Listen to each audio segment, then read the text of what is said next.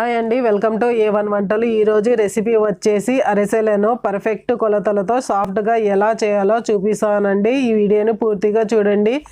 ఈ వీడియో చూసినాక మీరు కూడా అరిసెలను ఈజీగా చేసేస్తారు. ఈ అరిసెలను చేయడానికి నేను 1 కిలో రేషన్ బియ్యాన్ని తీసుకున్నాను. మీరు కావాలంటే నార్మల్ బియ్యంతో కూడా చేసుకోవచ్చు. అరిసెలు స్టోర్ బియ్యంతో చేసుకుంటే చాలా బాగా వస్తాయి. తర్వాత ఇందులోకి నీళ్లు వేసుకొని 4-3 సార్లు బాగా చేత్తో నలుపుకొని కడుక్కోవాలి బియ్యాన్ని. ఇలా కడిగినాక బియ్యం తర్వాత ఇందులోకి బియ్యం కన్నా 2 ఇంతలు ఎక్కువగా నీళ్లు వేసుకొని 5-6 గంటల వరకు నాననివ్వాలి. ఈ బియ్యం ఎంత నానితే అంత బాగా వస్తాయి అరిసెలు. ఇక్కడ చూడండి, బాగా నానినాయి బియ్యము. నేను 6 గంటల కన్నా ఎక్కువనే నానబెట్టుకున్నాను. మీరు కావాలంటే ఓవర్ నైట్ కూడా ఈ బియ్యాన్ని నానబెట్టుకోవచ్చు. ఇలా బాగా నానినాక మరొకసారి ఈ బియ్యాన్ని కడిగి తర్వాత బియ్యంలోని నీళ్ళన్నీ తీసేసి ఈ బియ్యాన్ని సైడ్గా తీసుకోవాలి. ఇలాంటి జాలి బౌల్లో కావాలంటే మీరు క్లాత్లో వీటిని మూట కట్టి కొంచెము ఇలాగే విడిచేస్తే ఎక్సెస్ వాటర్ పోతుంది. నేను 1/2 అవర్ జాలి గిన్నెలో వేసి సైడ్గా పెట్టినాను. ఇక్కడ చూడండి, ఎక్సెస్ వాటర్ అంతా పోయింది. తర్వాత కాటన్ క్లాత్ మీద వేసి వెడల్పుగా చేసుకొని 1/2 అవర్ ఇలాగే విడిచేయాలి. అరగంట ఇలాగే విడిచేస్తే ఈ బియ్యంలోని ఎక్సెస్ తడి అంతా పోయి ఇలాగా పొడి పొడిగా రెడీ అవుతుంది. మరి పొడిగా చేయకూడదు, బియ్యాన్ని ఇలా తడిగానే ఉండాలి. ఎక్సెస్ వాటర్ మాత్రము తీసేయాలి. ఇలా తడిగా ఉన్న బియ్యం మొత్తాన్ని పౌడర్ని చేసుకోవాలి. ఇలా కొంచెం కొంచెం జార్లో వేసుకొని ఎన్ని జార్లో సరిపోతాయి అన్నీ వేసుకొని ఫైన్ పౌడర్ చేసుకోవాలి. ఇలా చూడండి, ఫైన్ పౌడర్ చేసుకున్నాను నేను. ఇలాగే అన్ని బియ్యాన్ని పౌడర్ చేసుకుంటూ ఒక బౌల్లో తీసుకోవాలి. ఇలా పౌడర్ చేసుకున్నాక మీరు చూడొచ్చు, కొంచెం ఈ పౌడర్ కూడా తడి తడిగా ఉంది, సాఫ్ట్గా రెడీ అయింది. ఈ పౌడర్ని ఇంకోసారి జల్లెడతో జల్లించుకోవాలి. దీంతో ఇంకా సాఫ్ట్గా రెడీ అయిపోతుంది. ఇక్కడ చూడొచ్చు, నేను జల్లెడతో జల్లించుకున్నాను. తర్వాత ఈ పౌడర్ని సైడ్న పెట్టి మిగిలిన నూనెను కూడా పౌడర్ చేసి ఇందులో కలుపుకొని తర్వాత అరిసెలను చేయడానికి బెల్లం పాకం చేసుకోవాలి. బెల్లం పాకం చేయడానికి నేను 700 గ్రాముల బెల్లాన్ని తీసుకున్నాను. వీటిని స్మాష్ చేసుకోవాలి. ఇలా స్మాష్ అయిన బెల్లాన్ని బౌల్లో వేసుకొని ఇందులోకి ఒక చిన్న గ్లాసు నీళ్ళు వేసుకోవాలి. ఇలా నీళ్లు వేసినాక మిడిల్ ఫ్లేమ్లో ఈ బెల్లాన్ని కంటిన్యూ గరిటెతో తిప్పుకుంటూ కరిగించుకోవాలి. పాకం వచ్చేంత వరకు ఇలాగే దగ్గరుండి పాకాన్ని రెడీ చేసుకోవాలి.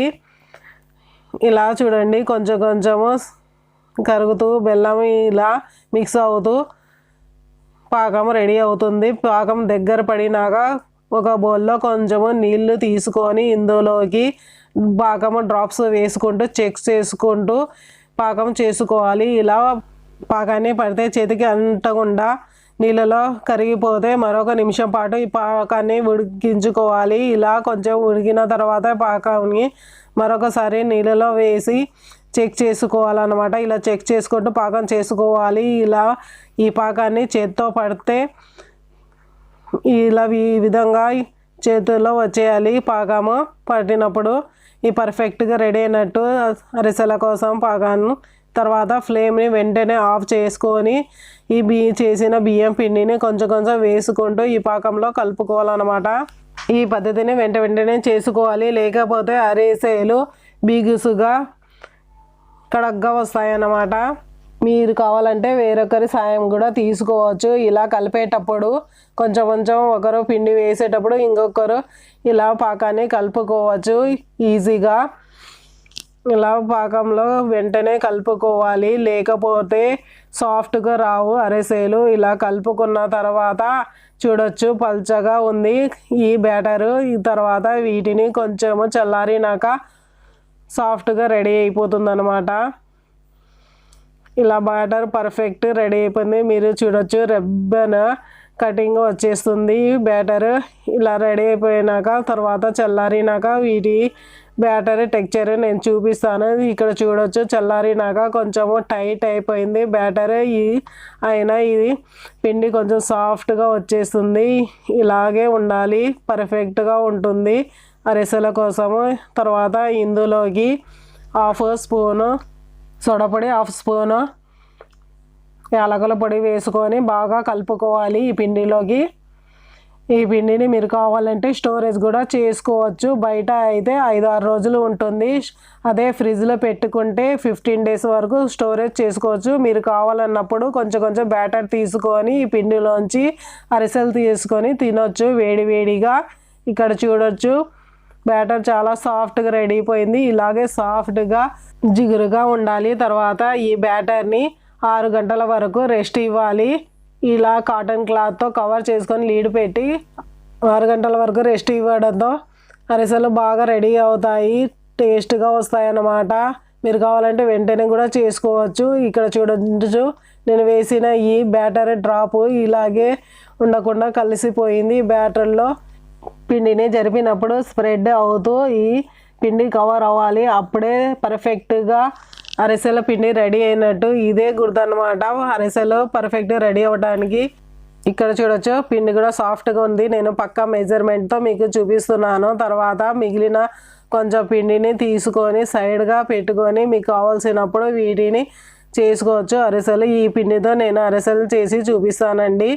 మిగిలిన పిండిని నేను స్టోరేజ్ చేస్తున్నాను. ఇలా ఈ పిండిలోని కొంచెం మిశ్రమాన్ని తీసుకొని ఇలా నిమ్మకాయ సైజ్ అంతా బాల్స్ చేసుకొని ఈ పిండిని సైడ్గా పెట్టుకోవాలి. తర్వాత అరిసెలు చేయడానికి తెల్ల నువ్వులను తీసుకున్నాను. తర్వాత కొంచెము నీళ్ళు ఇంకా ఆయిల్ కవర్ని తీసుకున్నాను.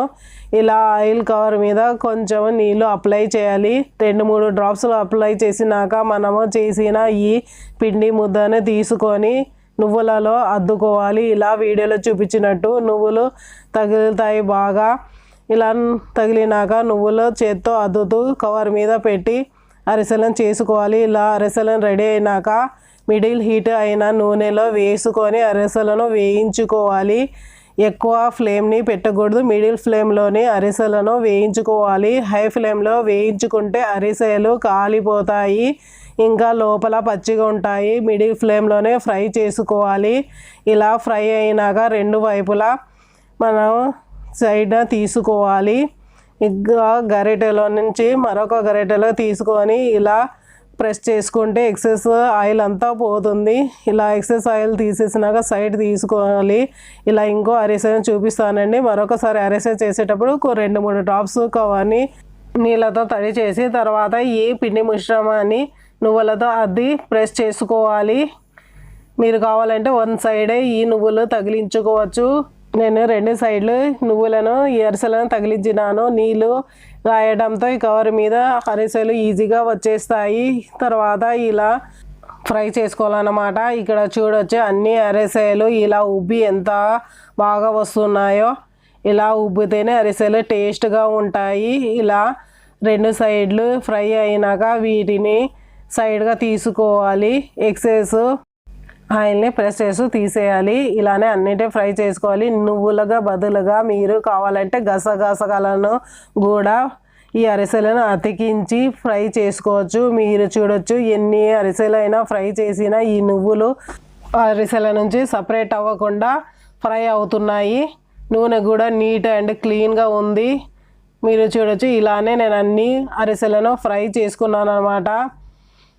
ఇవి ఈజీగా చేయొచ్చు. 1 కిలో బియ్యం పిండితో 60-70 అరిసెలు అవుతాయి ఈ సైజులోవి. ఇక్కడ చూడొచ్చు అన్ని అరిసెలు ఫ్రై చేసినా కూడా ఆయిల్ నీట్ క్లీన్గా ఉంది. అరిసెలు కూడా సాఫ్ట్గా రెడీ అయిపోయినాయి. ఇవి చల్లారినాక ఇంకా సాఫ్ట్గా రెడీ అవుతాయి.